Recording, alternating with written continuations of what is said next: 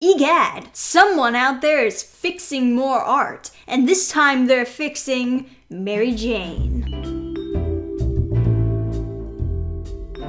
This was apparently originally a Tumblr post, but it got shared on Twitter, and it got shared a lot on Twitter. Basically what we see here is an edited version of J. Scott Campbell's Mary Jane cover, which I might add looks quite nice. And this non-binary Finn Mertens fixed it by making it less attractive, because attractive women deserve to die. Now, a lot of us artists, especially people who are into comics, know that art fixers are probably the most toxic part of the art community. And there are two types of art fixers out there. First, there's the unknown artist who seeks to trash popular artists in order to gain traction, so that they themselves will become better known. Because nothing gets you better known online than drama. And usually these people will redraw a character that someone else drew, trash the artist, and put a link for their Ko-Fi somewhere in there. And then there's the other type,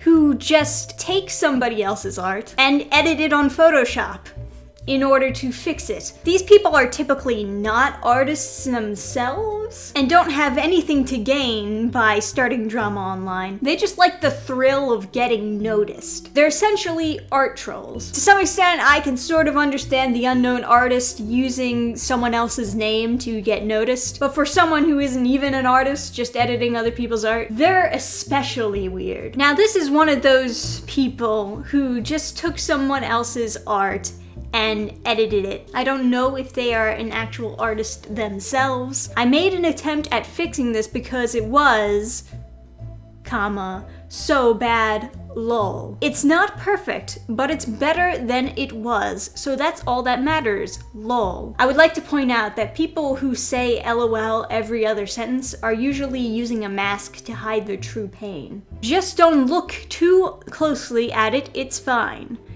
No comma for the actual place that should have commas. Grammatical errors! And comma, may as well tag at fixing bad comic art, since their blog is mainly what inspired me to do this, yeah. So this person in particular follows a blog that focuses on fixing bad comic art, which I assume made them think that this was a popular thing to do, or this was a morally good thing to do, as a lot of people who go out of their way to fix bad art usually try to take the moral high ground. Because the thing about fixing art is, it's not just that you're pointing at an art piece and saying, I do not like how they drew this. This is not a art style that I find pleasing to my eyes. But instead you're saying, not only is this drawing bad, but the person who drew it is bad. Yes, not only is this a terrible drawing, but I am morally superior to the person who drew it. And I am also a better artist than the person who drew it. I am such an amazing person and artist. Follow me! Because it's not really about the art. It's not really about the artist who drew it.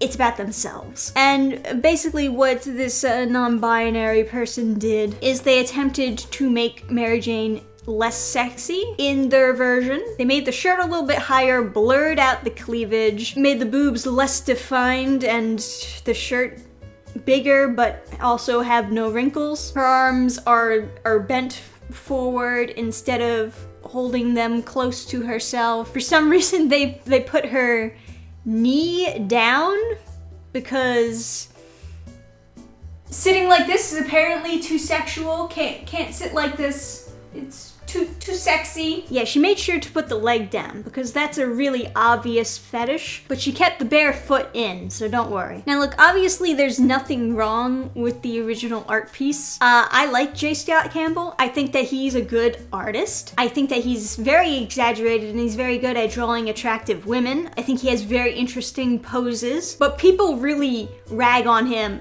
a lot when it comes to how he chooses to draw women. Because I guess exaggerating curves is bad? I mean, isn't the whole point of art to exaggerate?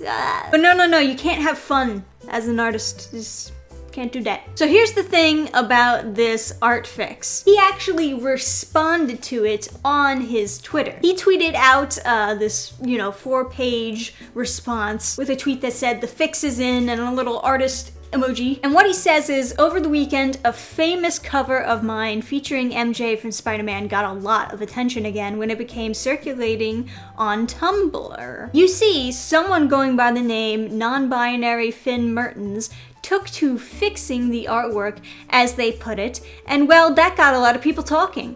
Now, typically I just ignore this sort of thing, but it seemed to go a bit viral, even friends and colleagues reposting it, explaining that this sort of correcting of other well-established artists is just, well, tacky, which it is. In light of this, though, I decided to embrace the situation and do a bit of art fixing myself. What do you think? Seems trendy." So you get where this is going, right? He actually took to criticizing the art fix and the mistakes that were made during the editing and redrawing his own version of MJ in that pose, basically fixing the art fix. Now, the purpose of this post is basically just to give this person a taste of their own medicine. You can already tell by the first post that this person is a little bit insecure about releasing their edited version of the MJ cover. They go on to say, "It's not perfect, but it's better than, so that's all that matters to me. I made an attempt at fixing it.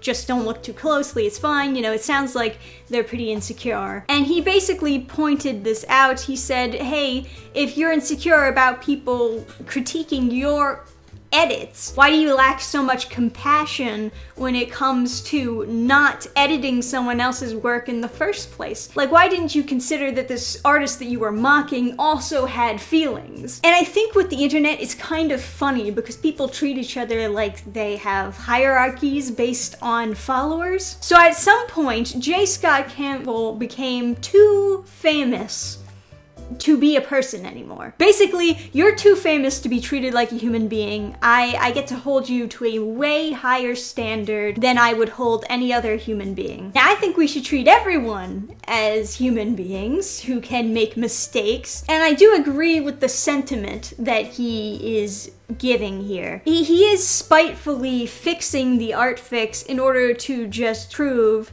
that their edit is not necessarily better, that they're clearly not an experienced artist, and they shouldn't be so quick to trash talk other artists. And the idea is he's sarcastically saying, "Oh yeah, it's so fun to give other artists unsolicited edits and advice." Now, I'm not sure how viral this original post went.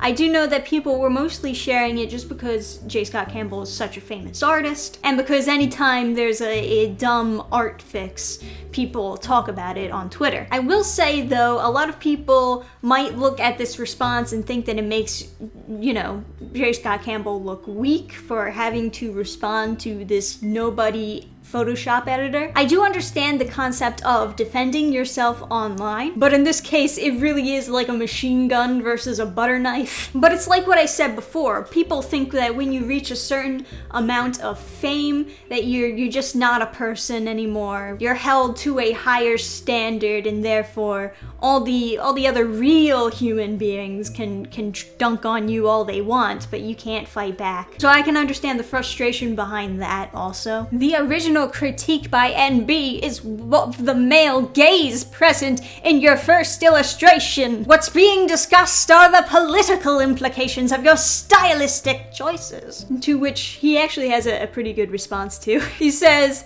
"I'm saying this as politely as I can. This internet crit lingo, the male gaze, is maybe one of the most head-scratching arguments I've ever heard. You better believe I want gazing of my art, long, affectionate gazing from both men and women. I'm a commercial artist. When you're making art, the point is to make it visually pleasing, whether that be for men or women." So getting back to this idea of art fixes, it's very lowbrow. And if you haven't realized it by now, you must be out of the loop. You must be following only blogs like @FixingBadComicArt. Because basically, Yeah, every artist I know is against this art fix craze because it's just fucking rude. You can say you don't like somebody's art, but purposely putting down an artist so that you can climb further up the social ladder just makes you a selfish douche. There are so many other better ways for you to get noticed online besides putting down other people. For example,